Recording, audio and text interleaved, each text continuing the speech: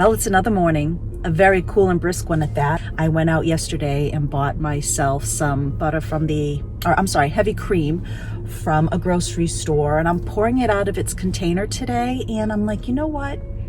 I want to make this really special, not only for myself, but to also show you.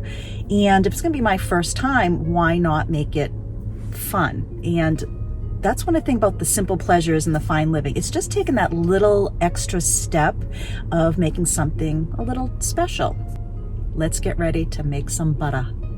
All right, let's go for this ride and check out the farm.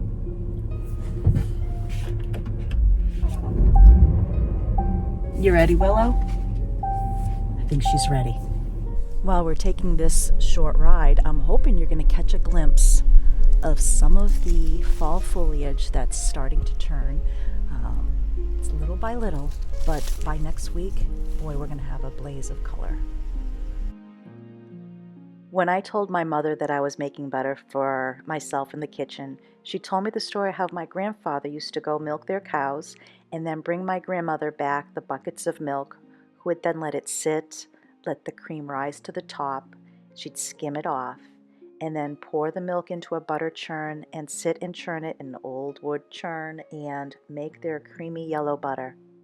I had no idea that my family even had cows, and I feel so connected to this story now.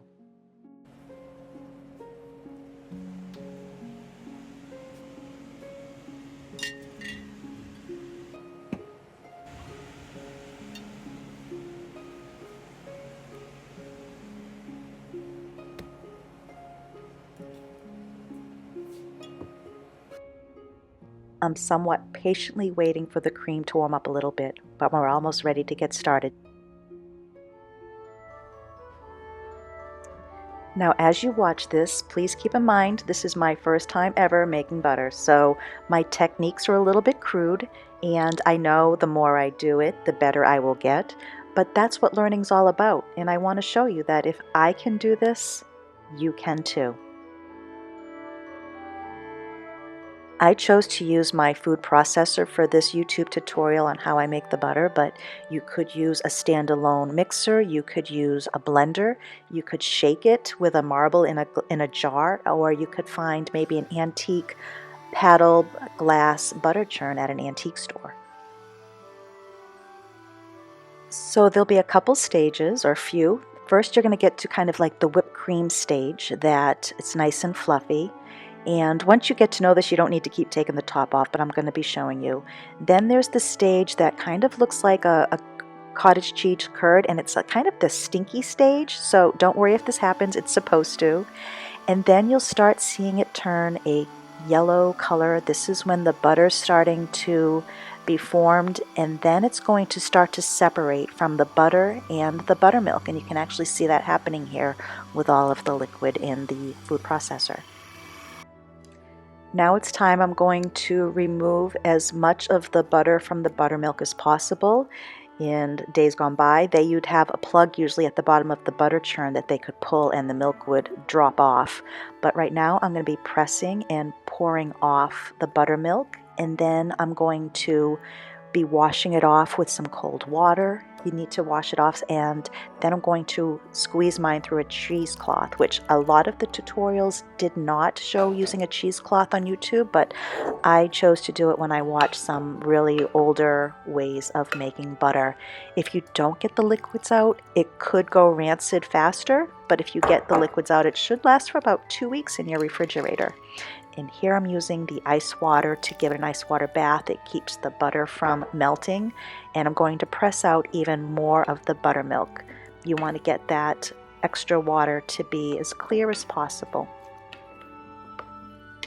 And after washing and scrubbing my hands, I'm now pressing the butter in a cheesecloth here, trying to get out as much of the moisture as possible. And I did not add this to the buttermilk that I poured off because it has so much water in it. I did dispose of that.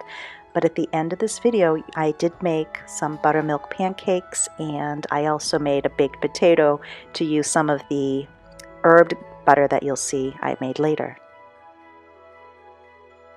I'm now getting ready to add some sea salt to this batch, and I'm going to be pressing it a little bit more to see if any more moisture comes out. And I even have a clean non-lint cloth here. I'm just dabbing up a little extra of the water that I had folded in. But this is a point where you'll press and see if any other buttermilk comes out and just remove it from the butter. And now I'm going to add just a couple pinches of sea salt and fold it in, and I will have my delicious sea salt butter.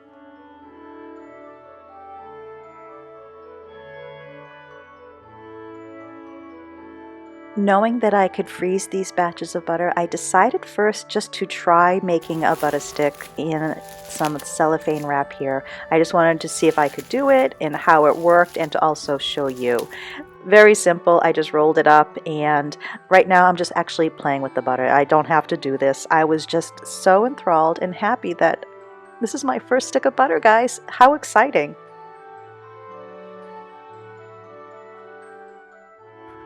Okay, the fun was over. I ended up putting this batch in a small airtight container, and I split it into a couple batches. But this one I'm now going to be adding cinnamon sugar. I'm already looking forward to making some pancakes this weekend with the buttermilk and putting this on top.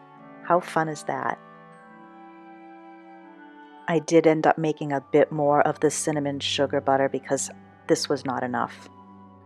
I knew I wanted to try my hand at making an herbed butter, and I realized I had some Chinese garlic chive in the garden, and I also had some regular chive, and I loved baked potatoes. So this batch is being specifically made for my baked potatoes that I like to have at lunch. And truth be told, I added a little bit too much salt to this batch. I could always separate it and add a little more butter, but I'm okay with that. It's trial and error. When my husband saw on Instagram that I had made the butter, he asked if I had any biscuits, and I didn't. So I grabbed a box of Bisquick and I added some buttermilk, and I made some biscuits to go along with a stew that I had made that night, and it was so delicious. And here's the next day. Not the prettiest picture, I know, but it's my baked potato. So if you've already made butter at home and you saw some errors, I know, I'm going to get there, I promise. But if you haven't made butter, I found this very relaxing and enjoyable and easy to do. Why not give it a try? Warm it up, and there's got to be maybe a trick to this. I don't know. All right. Okay. So, when in doubt, I don't know. I need my glasses. Yikes.